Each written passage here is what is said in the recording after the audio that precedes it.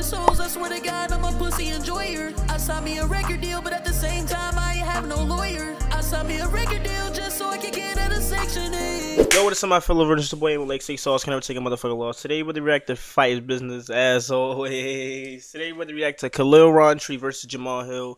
A quick glance. Let me be honest, this is actually a really interesting fight. Actually, you know, because they both fought Pereira and all that shit, but see the quick glance. You know, I really don't got really a lot to say about them two specifically, but Alex Pereira is no longer champion, and the light heavyweight division, especially for his fallen foes, is wide open. Two of them now stand at the edge of an opportunity. Jamahal and Khalil Rountree. Hill, the former champ, still chasing validation, once hailed as the future of the division. How do y'all feel about Goliath actually being heavyweight champion? Because it's kind of crazy, because like a year ago before Pereira went on the scene, I seen Goliath, and I'm like, yo, this nigga crazy. He tough. He gonna be champ. And then once Pereira was champ, I forgot all about him. Till now. Oh, shit. Now shadowed by doubts and fighting off the label of overhyped and lucky. What do you think he does the best that you're going to be most prepared for? He gets beat up pretty well. Ultimately, it's about going in, implementing myself, implementing my game plan, and controlling the fight. Rountree, violent, explosive, and carrying that unmistakable it factor after a gutsy war where he proved a lot of people wrong. I think going against... I don't know. Because Rountree didn't get knocked out by Pereira. That's crazy. Like, it was just that body shot. That's crazy. He got a chin. But that shit probably got cracked. Who knows? It's a former champ. Is a great time for me to prove what I'm capable of. Again, a victory over him should put me in title contention talk very soon. This isn't just two guys trying to stay relevant. This is a crossroads, a reckoning for one, a riser for the other. These two were actually supposed to fight once before.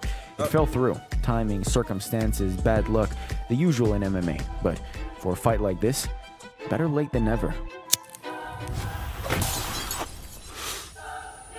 Thank you to the Fighting Business. Absolutely. One of my favorite channels going right now. Whatever he just said. I don't know if y'all remember, but Jamahal is actually a former champion. This was during the dark ages when the division couldn't seem to find a champion. After a series of mishaps, Jamahal, who was ranked, I think, number 9 in the world, found himself competing for the vacant title, and his opponent was an ancient Glover Teixeira. Hill beat the hell out of Glover that night and became champion, and I think the spectacle masked the substance. Here are the facts. Glover was 43 years old, had been fighting professionally for over 20 years, and had gone through a war with Yuri, but the fight was wild, bloody, and entertaining, and the night ended with a new champion, so the headlines were, Jamahal is for real. That was sensational, just unbelievable. I mean, the combinations were beautiful. As I say, the takedown defense was on point. Excellent grappling defense, excellent takedown defense. On the feet, he was deadly. And we all bought it. Unfortunately, the curse over the light heavyweight division got Hill too, and just like Yuri before him, Hill was forced to vacate the title. While on the sidelines, Hill attempted to build his online brand, and he succeeded. Kind of. Before all of this, Hill was known to be a chill and reasonable dude, but on his podcast, Hill proclaimed that he was the best in the division. The title was just being kept warm for him, and most hilariously, he promised that he would knock out Alex Pereira. And where y'all think he's just this otherworldly guy because he did kickboxing and I didn't do kickboxing. You know, this is a completely different sport. Shit be bad, bro. Only thing niggas gotta do is just shut the fuck up and let these fans think how they want to think, gang. So, you man. Whenever I do fight him, standing, I will knock him out. And when I do, I'm going to rub it in every single one of y'all faces. As promised by he got my fault. The UFC, Hill was given a title shot immediately upon his return, and his fight against Poatan was scheduled for the main event of UFC 300. And in the build-up, Hill decided to keep playing heel. He was already on thin ice with UFC fans. Hill, I know you like bigger than me, but I ain't forget that bet though, bro. I'm still trying to bug for that 10K. But when he trashed a fan favorite like Alex, I mean, I'm trying to fight for that 10K. I'm trying to spar. You got 1 round, 30 seconds. No, actually, let's make it a minute. Fuck it. Alex, let's make it 5. The dislike and annoyance turned into hatred real quick. Hill was now one of the most disliked fighters in the company, and people wanted to see him humbled. Poatan made quick work of the former champion, knocking him out in the first round, but unfortunately for all of us, Hill was not humbled. He was back on his YouTube channel in no time at all, blaming the loss on the referee stepping in, calling out his detractors to show up to his gym, and he even made a 40-minute video where he attempted to prove that Demetrius Johnson had the wrong idea. He can slip this way or he can back up and go hard left. If I threw my left from the angle, hold on, pause that. The left hand would be terrible to throw. Seeing as how, if you can tell, I'm leaning to my left. He's pausing it in moments that it just like, there's no engagement here, bro. These pauses weren't good. Little known fact, because it was drowned out by all the yapping, but Hill versus Rountree was at one point set for UFC 303, but it all fell apart. Long story, and like I said, no one really remembers because Hill kept talking and talking, going after fighters such as Magomed and Yuri, and even going as far as to confront Alex Pereira at the UFC PI. This all built up nicely to Jamahal Hill. That's crazy. You pull up to the gym. The boy who knocked you the fuck out. That is crazy. Hill kept talking and talking, going after fighters such as Magomed and Yuri, and even going as far as to confront Alex Pereira at the UFC PI. This all built up nicely to Jamahal Hill, the biggest heel in the division, versus Yuri Prochazka at UFC 311, two former champions who were set to clash once upon a time were now in the octagon, and this was an important fight to win for both of them, but even more so for Hill. Yuri had a decent resume, while Hill's position in the division was based on one win. He had to win this. A loss here, and it would mean that his championship run was a fluke, born out of circumstance. Bro, this fight was really fucking crazy. And luck. Like, Hill lost the fight, and it wasn't particularly competitive, to be honest. He had a few moments, but for the most part, Yuri was ahead, and he proved that there was a big gap in skill between him, an actual elite of the division, and Hill, someone who is good, but not great enough. On the other hand, practically at the same time, we witnessed the rise of Khalil Rountree Jr. To add a bit more context, Rountree was removed from UFC 303 as he took a banned substance. He was only given a 2-month ban because apparently the supplement was tainted and he took it unintentionally. As soon as he was eligible to compete, the UFC booked him in a title fight. You mean? That's crazy. Fight against Alex Pereira. Khalil did not deserve it, especially with Magomed right there, but the UFC went ahead with this decision, with Alex Pereira versus Khalil Rountree headlining UFC 307 in Salt Lake City. Poatan was a 5-1 favorite. He won the fight with his signature brutality, but on that night, Rountree introduced himself to the MMA world, and we had to respect him for it. Stood toe-to-toe, went punch for punch, ate that left over and over again. Hill and Yuri, two former champions, weren't able to do it, but Khalil more than held his own against Poatan and went down swinging. He was ahead on the scorecards, stayed in the pocket, put on one of the greatest fights anybody's ever seen, and he stays at number 8. It's just, I can't handle the incompetence. I can't take it anymore. It's driving me crazy. Dana White himself said it. Khalil Rountree deserves a top spot in the ranking, but here's the thing. Maybe we're doing it again. Maybe we're going too fast. We did it with Hill, remember? One win over an aging Glover, and suddenly he was the guy, crowned as the champion of a division in shambles, hyped as the future, until reality came knocking.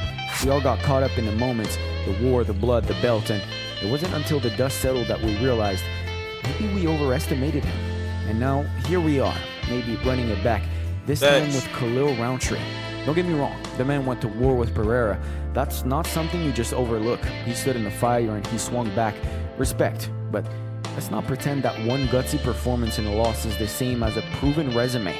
It isn't. That's why this fight, Jamahal Hill versus Khalil Rountree, matters much more than people think. It's not just two names thrown on a card. Real for shit. One of them. Is it a duel? Is it one? It's. Listen, if Khalil win, he's ranked and his resume about to get If he, and you got Jamahal, he's in this situation where he lost damn near all his fights again. So, For the other, this is it. On paper, it's a fascinating clash of styles. This isn't going to the ground. There are no takedown threats here. Neither man is interested in wrestling, and even if they were, they don't have the tools to keep it there. This fight is going to be contested on the feet, the pocket, and in the fire. Both are Oh, strikers, shit. but they're not the same kind of striker.